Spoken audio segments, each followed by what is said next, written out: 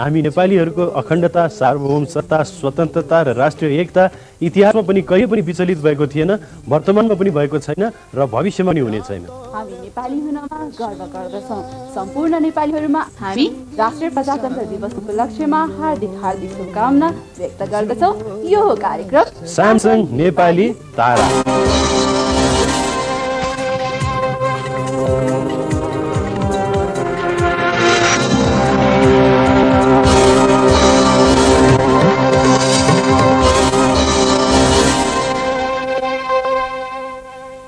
Nepali television र मनोरञ्जनको अहिलेसम्मकै सबैभन्दा भव्य, शिष्ट, साङ्गीतिक प्रतिस्पर्धा नेपाल टेलिभिजन मार्फत राष्ट्रिय स्तरको खोजीपछि एकजना महिला अथवा पुरुष बन्नेछ नेपाली तारा, जसले प्राप्त गर्नेछ विभिन्न आकर्षक नगद तथा अन्य पुरस्कारहरू, जसको बारेमा हामीले बताइरहेका पनि छौँ र बताइरहने पनि छौँ।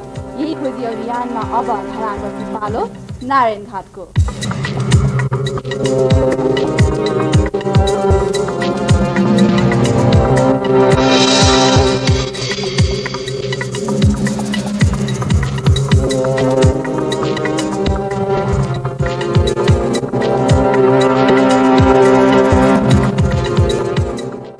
तपाईँ लाल पनि हुनुहुँदो रहेछ, काजी पनि हुनुहुँदो रहेछ, कस्तो भइरहेछ?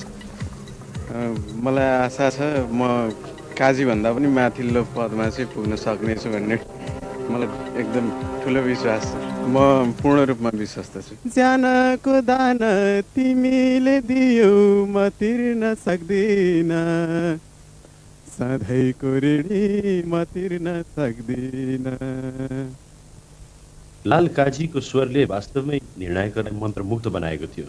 दुईटा मैला सुनका थैला वनमा गाडेको, एउटा हो तिम्रो एउटा हो मेरो गुनाले बाँडेको।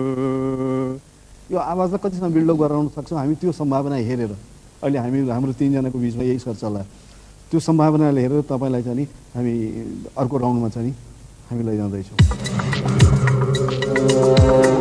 वास्तवमै लाल काजीको उमङ्ग हेर्न लायकको नै थियो।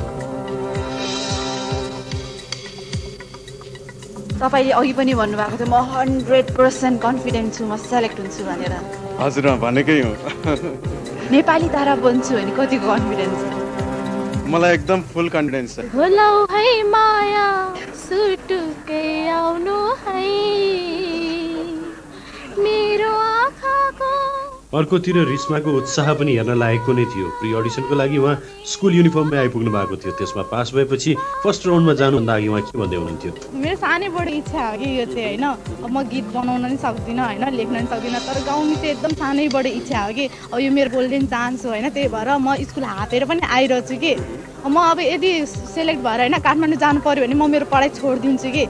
यो चाहिँ मेरो यस्तो सानोबाटको इच्छा हो। अब यसलाई पुरा गर्नको लागि त म जे पनि गर्छु जस्तो लाग्छ। तारिफ तिम्रो मायाको गरुमा कसरी, चाँदनीको बयान हुन्छ जसरी, हर रातमा हर दिनमा हर रातमा हर दिनमा तिम्रो याद आउँछ किन होला यसरी, होला है माया। धन्यवाद। प्रयास राम्रो छ, कोसिस पनि राम्रो छ यहाँ, तर आवाजमा धेरै काँचोपन अझै छ। त्यही कारणले तपाईँ राम्रो गायिका पछि भविष्यमा बन्न सक्नुहुन्छ। तर हामी नेपाली ताराको लागि अहिले छनौट गरेर हामी लान चाहिँ सकेनौँ माथि।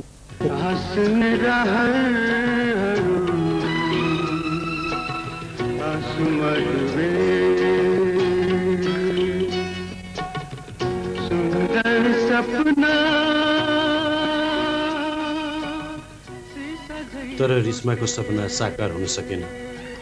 सबैले सोचेको जस्तो हुने भइदिए वास्तवमै संसारमा आँसुको कुनै औचित्य हुने थिएन। तर यस्तो कहाँ सम्भव छ? तर जीवन भनेको आँसु मात्र होइन, मुस्कान पनि हो। त्यस्तै तारा पाएर मुस्कान बटुलिया जानेहरू थिए। कहाँ हो कहाँ जीवनको किनारा, नछुटाउँदै मेरो बाँच्ने सहारा, नछुटाउँदै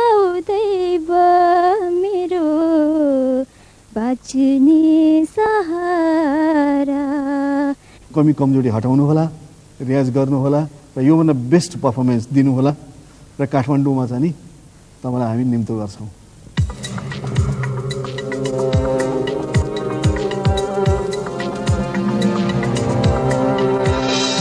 खुसी लागिरहेको छ म काठमाडौँ जानु पाएँ, त्यही हो, व्यक्त गर्ने शब्द नै छैन।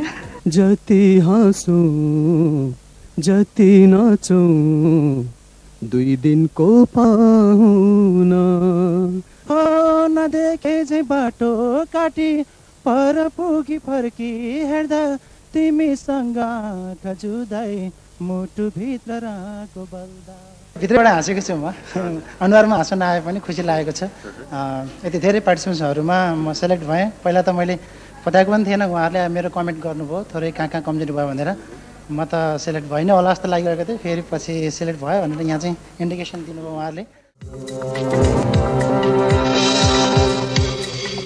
अब हेरौँ बेस्ट फ्रेन्ड निशा र सुजिताले भित्र गएर कस्तो गाउने हुन्। तिमी बिनाको जीवन काँडा हो, मर्नुभन्दा त बाँच्गारो हो। हे हे हे तिमी बिनाको जीवन काँडा हो। एकदम राम्रो छ है। सुजितालाई अल द बेस्ट भन्छु, अझ राम्रोसँगले प्र्याक्टिस गरेर काठमाडौँ आउने है।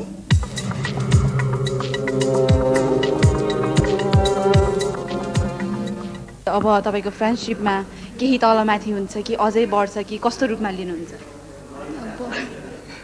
जस्तो थियो जस्तै नर्मल हुन्छ।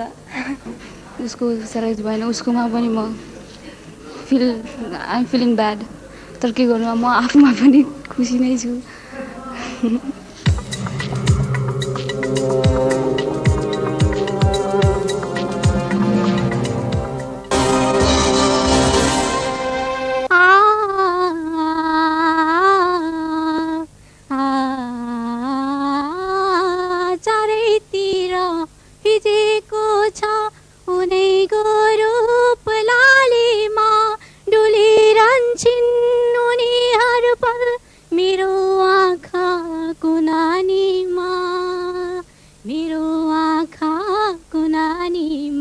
अभ्यास गरेर एकदम तयारी भएर आउने है।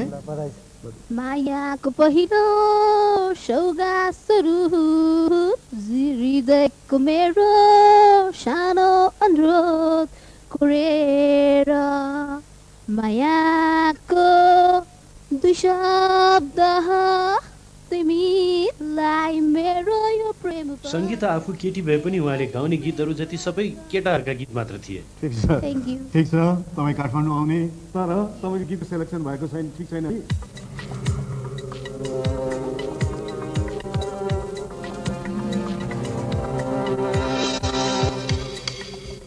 यो थियो सङ्गीताको खुसीका सफलताको